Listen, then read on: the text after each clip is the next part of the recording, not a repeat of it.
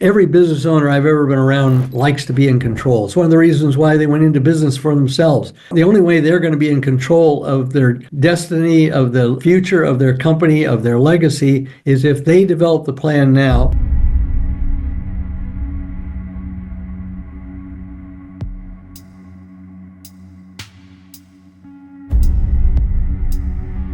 Well, business owners are very savvy. They've been around, they know what's coming at them, and they know when they're being sold, and their radar is very active. So if they think you're just there to sell them something, usually you're going to get that pushback, et cetera, that happens. And they're going to assume that you're just there to ultimately make a product sale, and they're going to be resistant to that whole thing.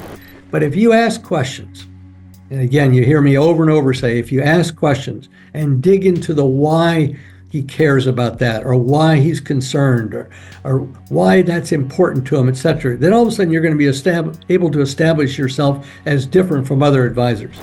We've got a situation we dealt with a couple of years ago where the client was resisting doing what his advisors had been telling him to do. And the advisors had been very, very focused on saving on taxes. Sounded like a good idea. I mean, what's wrong with saving on taxes? Nothing.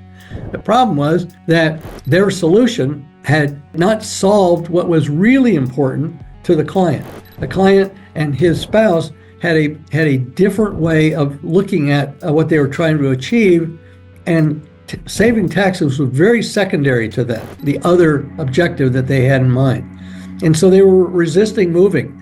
And in fact, the client said to us, I want to make sure that I can have breakfast with my spouse in retirement and feel really good about our relationship, and not have my spouse all upset with me because I took us down this path to quote unquote save taxes, but did not do what was required by the spouse.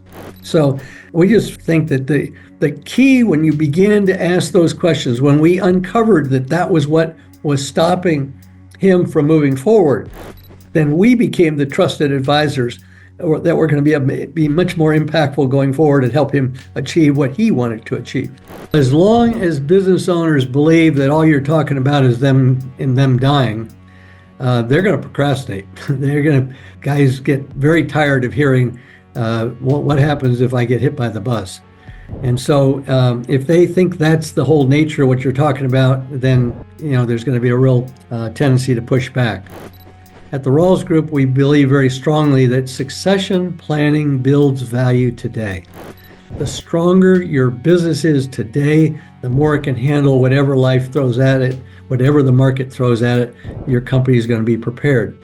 And so I don't care what the age of the person dealing with this is, the younger the better, because we want to have really strong, really profitable companies with very powerful management teams that are working very effectively on a strategic plan, all those things, dealing with them today. And one thing I know is that every business owner I've ever been around likes to be in control. It's one of the reasons why they went into business for themselves. So the buck stop with them, they make the final call, they feel like they're in charge.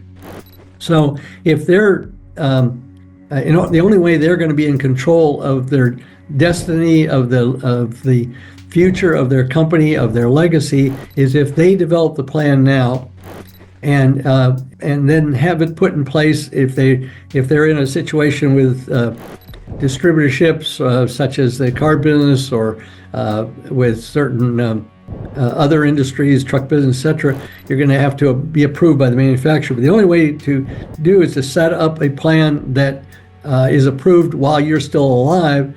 And now everybody's in agreement that the plan can be carried out after you're gone. Otherwise, you're just in I hope it works. So right now, if you want your business to continue, develop a plan, and then continue to work the plan for the rest of your life, because you're going to have to make a bunch of changes.